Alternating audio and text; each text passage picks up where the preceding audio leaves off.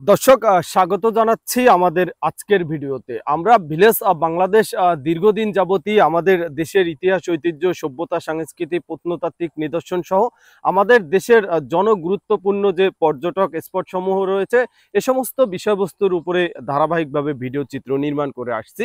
তার মধ্যে থেকেও আমরা সবথেকে বেশি গুরুত্ব দিয়েছি বা সবথেকে গুরুত্বের সাথে যেই ভিডিও চিত্র ধারণ করেছি সেটি হচ্ছে আমাদের দেশের কৃষিকাজ।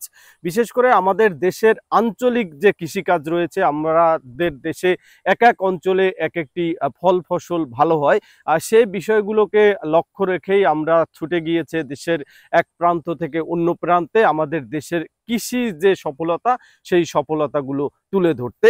আজকের ভিডিও তো আমি একটি কৃষি ক্ষেত্রে রয়েছি। বিশেষ করে এখন বোরো ধান চাষের একেবারে শেষ মৌসুম। আমার পিছনে দেখতে পাচ্ছেন একেবারে সবুজ মাঠ। বোরো ধান উঠবে এরকম একটি সময়, হয়তো আরো 20 থেকে 25 দিন সময় লাগবে এই ধানটি পাকতে বা এই ধানটি কৃষকের ঘরে উঠিয়ে নিতে। হয়তো 25 থেকে 30 দিন লাগবে।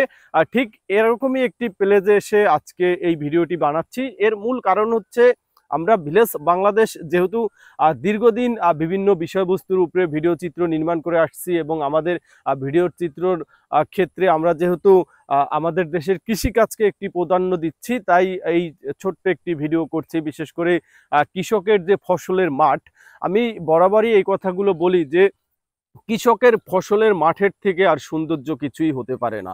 আমি দেশের এত এত অঞ্চলে ঘুরে বেরিয়েছি। বিশেষ করে আমাদের দেশের যে উল্লেখযোগ্য পর্যটক স্পট সমূহ রয়েছে, আর সে সমস্ত পর্যটক স্পট সমূহেতেও আমি যখন ঘুরে বেরিয়েছি তখনও আমার মনের মধ্যে বারবারই এই বিষয়গুলো উকি দিয়েছে যে আমরা সুন্দরের খোঁজে কত জায়গায় না ছুটে বেড়াই, কিন্তু আমার কাছে যেটা বরাবরই মনে হয় যে আমাদের দেশের প্রকৃত সৌন্দর্যই হচ্ছে কৃষকের ফসলের মাঠ। যে কারণে আজকে এই ফসলের মাঠে এসে এই ছোট্ট ভিডিওটি ধারণ করছি।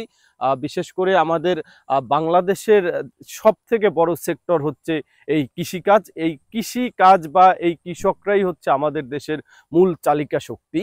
এবং আমাদের দেশের যারা মিডিয়া নিয়ে কাজ করে, বিশেষ করে হাতে গোনা দুই একজন মানুষ ছাড়া মিডিয়াতে খুব একটা কৃষিকাজকে ফোকাস করা হয় না।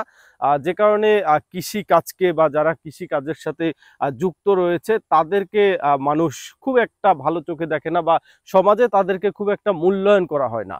কিন্তু সমাজের ক্ষেত্রে বা রাষ্ট্রের ক্ষেত্রে এটি বেশ একেবারে অশুভ একটি সংকেত। কারণ এই কৃষকরা যদি বাঁচে তাহলে দেশ বাঁচবে, কারণ কৃষকরাই এ দেশকে খাদ্যে স্বয়ংসম্পূর্ণ করে রাখে তাদের এই কষ্ট অর্জিত ফসল ফলিয়ে। যদি প্রতিটা প্রোডাক্ট বা প্রতিটি পণ্যই যদি আমাদের দেশের বিভিন্ন স্থান থেকে আমদানি করতে হয়, বিশ্বের বিভিন্ন স্থান থেকে, সেক্ষেত্রে আমাদের যে এই যে স্বল্প আয়ের দেশ, এদেশের মানুষের তিন মুঠো ডাল ভাত খেয়ে বেঁচে থাকাটাও কিন্তু বেশ কষ্টসাধ্য হয়ে যাবে। সেক্ষেত্রে যারা এই কৃষি কাজের সাথে জড়িত রয়েছেন, যারা কৃষিকাজ করেন, তাদেরকে দেশ এবং দেশের মানুষ একটু আলাদা সম্মানের চোখে দেখলে এই কৃষি কাজটা আরো এগিয়ে যাবে।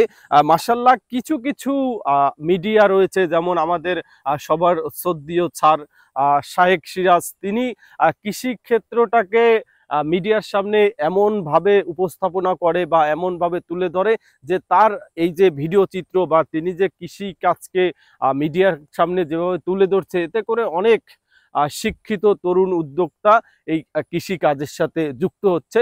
এটি আমাদের দেশের জন্য বেশ ভালো একটি দিক। এবং যারা এখন পর্যন্ত কৃষি কাজের যে মূল্যায়ন সেটা এখন পর্যন্ত যারা বুঝে না, বা যারা এখন পর্যন্ত কৃষি কাজে যুক্ত হতে পারছে না, দেখা যাচ্ছে পড়ালেখা করেছে, সুশিক্ষায় শিক্ষিত হয়েছে, কিন্তু চাকরির পিছে ছুটে বেড়াচ্ছে।